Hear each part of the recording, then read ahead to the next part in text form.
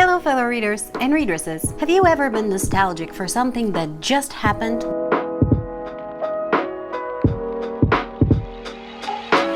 Just a few years ago, book tags were running rampant on this platform, and what a glorious time that was. And now, all of a sudden, everybody's too cool for group activities. Now, I'm not implying that nobody does book tags anymore. There are some booktubers that still do. I'm just saying that nowadays there is a trend to consider them uncool and unfashionable. Well, not me. I still wear the same clothes I bought back in 2013, and I still love watching book tags. And you might call me uncool and unfashionable as well. And to that I say, yeah, you're probably right. And so in my effort to continue living in the past, I decided to revive some of the old book tags. I started with A to Z survey book tag, which you can watch over here. I did it a few months ago and I've been planning to be more consistent with doing so, but well, it was easier not to be.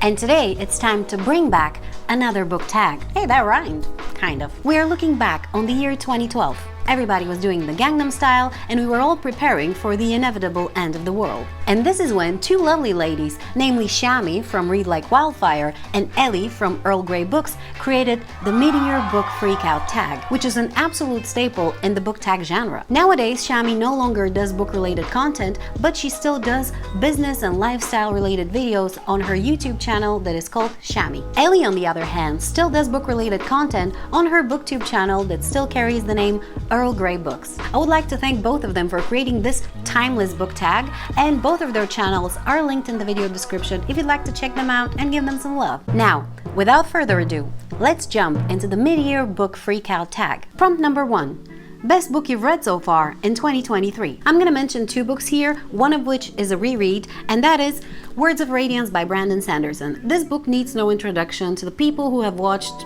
at least two videos on this channel. Brandon Sanderson is one of my favorite authors, and this book is largely to blame for that. This is the second book in the Stormlight Archive series and is one of my favorite books of all time. And the second book is A Thousand Splendid Suns by Khaled Hosseini. This is a standalone historical fiction set in Afghanistan, and it was highly recommended to me by a friend of mine whom I very much respect and trust. And after reading this book, I respect and trust her even more. Reading this book was such a great experience, and even now, a few months after I read it, I still find myself thinking about it and the lessons that I learned through this book. It's a heartbreaking and beautiful story, and I highly recommend you to read it if you haven't yet. Prompt number 2. Best sequel you've read so far in 2023. Well, there are so many here, and I'm so grateful for that, and I'm gonna throw in some honorable mentions. First, we have Catching Fire by Suzanne Collins, which is the second book in the Hunger Games series. And then we have Full Moon by Jim Butcher, which is the second book in the Dresden Files series. I will also highly recommend Echo Burning by Lee Child, which is the fifth book in the Jack Reacher series, as well as Air of Fire by Sarah J. Maas, which is the third book in the Throne of Glass series. But the one that I consider the best sequel that I've read so far in 2023 is Valor by John Gwynne. This is a monster of a book. It's the second book in the Fateful and the Fallen series, the first of which was Malice, which I read last year in January. Now, I read Valor again in January, but this year, and it was such a phenomenal experience. It was very frustrating to read at times because the author put some of our characters through horrible things, but then at the end, things fell into places in such an exciting way that I now can't wait to continue with the series. Prompt number 3. New releases you haven't read yet but want to. Okay, here I have two books again, and there are more than two new releases that I would like to read this year, but these are the two that I currently own and I'm very much looking forward to getting to. The first of which is The Lies of the Ajungo by Moses Ose Utomi. This is a novella set in the desert, and that is pretty much all I know about it. I remember reading the synopsis at the end of last year when I decided that I definitely want to read this one, but I had completely forgotten it. One thing you need to know about me is that I love desert settings, and look at this cover.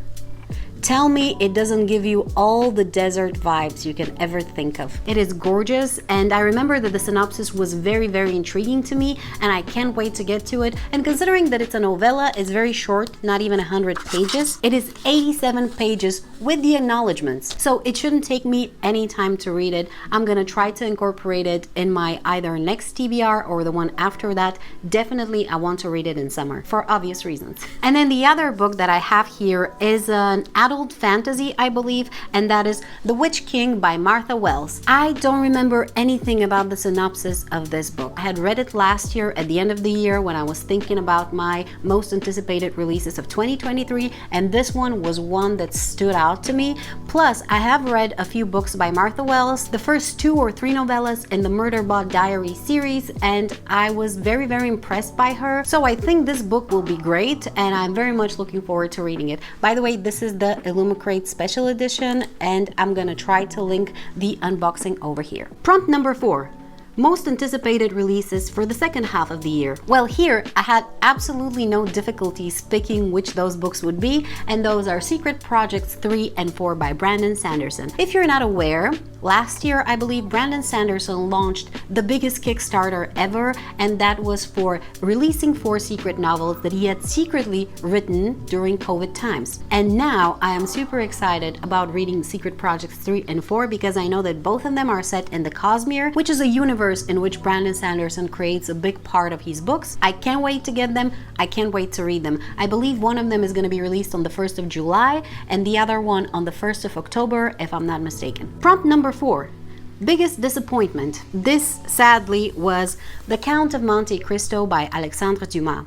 This is a very big book, and it was a very big disappointment for me. This is a very famous classic written by this admittedly very, very talented author. There are many reasons why I didn't enjoy this book as much as I thought I was gonna. The first of which is that it's very, very meandering, and there is a reason for that. This was published as a serial back in magazines or newspapers, I forgot. Back in the day, that was the tradition, and that's how the author wrote it. So every single one of those stories was a separate adventure, part of this bigger plot, and because he was paid based on the amount of content that he released, naturally he went a little bit overboard with those side quests, if I can put it that way. It is over 1,400 pages, and it really, really dragged for way too long, much like this commentary. But I had other issues with this book besides its size. More specifically, how he treated his friends when he came back and started dishing out revenge to his enemies. He was helping his friends, but in a very sadistic and unnecessarily dramatic way that left me very frustrated and kind of upset with him. Anyway, I had very high expectations and I did not enjoy this book, so that is why it's my biggest disappointment so far in 2023. Prompt number 6. Biggest surprise. Here I have Beach Read by Emily Henry. This is an adult standalone romance about 2 authors with writer's block that get together and exchange genres and start writing and fall in love in the process. Now this is such a big surprise because one thing you need to know about me is that I do not like reading romance books. Yet I loved this one. I gave it 5 stars and I was so impressed by the book, and I recommended it to so many people afterwards. I read it as a part of a reading experiment to read a bunch of romance around the 14th of February, you know, the month of love and all of that. I will link the video here if you'd like to watch it. It's quite funny, if I do say so myself, and I did not expect to enjoy it at all, much less as much as I did. This is such a well-written story and so relatable, and not like a lot of books try to be relatable. Here you could actually feel that those were real people with real lives dealing with real troubles, liking each other in a real way. It felt deep and at the same time down to earth. I very much enjoy it. I highly recommend it. Prompt number 7. Favorite new author. It can be a debut or new to you. Well, I already mentioned Emily Henry with Beach Read that surprised me very nicely, and Khaled Hosseini with this amazing book that I read by him, but I decided to pick another author for this category, and that is Brian McClellan. I read his book Promise of Blood a few months ago and I was so impressed by it. It was basically an amalgamation of a few of my favorite books, yet still managed to be original, and I really, really enjoyed reading it. This is an adult fantasy and the first book in the Powder Mage series. If you haven't read it, I highly recommend it. I liked it so much that I actually went and bought another book by Brian McClellan from another series, which should show you how much I trust this author after reading just one book from one series by him. Prompt number 8. Newest fictional crush. Well, considering my general attitude towards romance, I'm sure you can deduce that I don't necessarily get these, but I decided to go with Theo from Mercy by Julie Garwood. This is an adult romantic suspense and the second book in the Buchanan Renard series. I wouldn't say that he's my crush, but considering his qualities and who he is as a person, I think it's the most likely for me to fall for him had he been a real person. Prompt number 9. Newest favorite character? Well, here I'm gonna have two again. The first of which is Capole from Promise of Blood by Brian McClellan, and the second one is Manon that was introduced to us in Heir of Fire by Sarah J. Maas. Both of these are feisty ladies with some character without being too arrogant, and I really like them. Prompt number 10. Book that made you cry. Well, here I had absolutely no difficulty picking that book up, and that is A Thousand Splendid Suns by Khaled Hosseini. Matter of fact, I have a vlog where you can see me read this book and try to deal with the impact that it had on me. Now, I don't cry in this vlog because I don't cry in front of other people, but you can still see that I'm very impacted by the book. Prompt number 11. Book that made you happy. Technically, all the books that I enjoyed made me happy, but I selected two here, the first of which is The Secret Garden by Frances Hodgson Burnett. This is a children's classic that is set in spring and follows two terrible children that find each other and find a garden and become better. It's so uplifting and such a beautiful story, and it has so much atmosphere, and I highly recommend you to read it if you haven't. Even as a grown-up, I'm sure you're gonna still enjoy it and appreciate it, but I recommend you read it in early spring because this is the best atmosphere for it. And then the other one was another children's book basically, and that is Sweet Home Alaska by Carol Edsby Dagg. I think this is a middle grade to young adult historical fiction, but more on the younger side, and it follows the story of a young girl that moves to Alaska with her family and initially isn't very happy about it, but then things start changing and you get to see that change. It has such a lovely atmosphere and I enjoyed it so much, and it's again so uplifting and so cozy, but I will recommend you read it in a more cold weather. Prompt number 12. The most beautiful book you've bought so far this year or received. Here I again decided to go with two books, the first of which is Tress of the Emerald Sea by Brandon Sanderson. This is the first secret project from the year of Sanderson and is not only the most beautiful book that I have gotten this year, but it's also of the highest quality. We have this absolutely gorgeous leather-bound copy with foiling on the front and with very high quality paper on the inside. There is some art in this book that is very beautiful. You can actually see me talk more in detail about it and show you more of the book in this video where I discuss the most beautiful books that I own. On top of that, this was a very interesting book and I have a full review of it over here. And the second one that I picked for this category is one that I received just recently in my Fairy Loot adult only book box, and that is In the Lives of Puppets by TJ Klune. Look at this absolutely phenomenal, gorgeous cover. It also has these very beautiful sprayed edges. You can watch me unbox it and talk more about it over here, but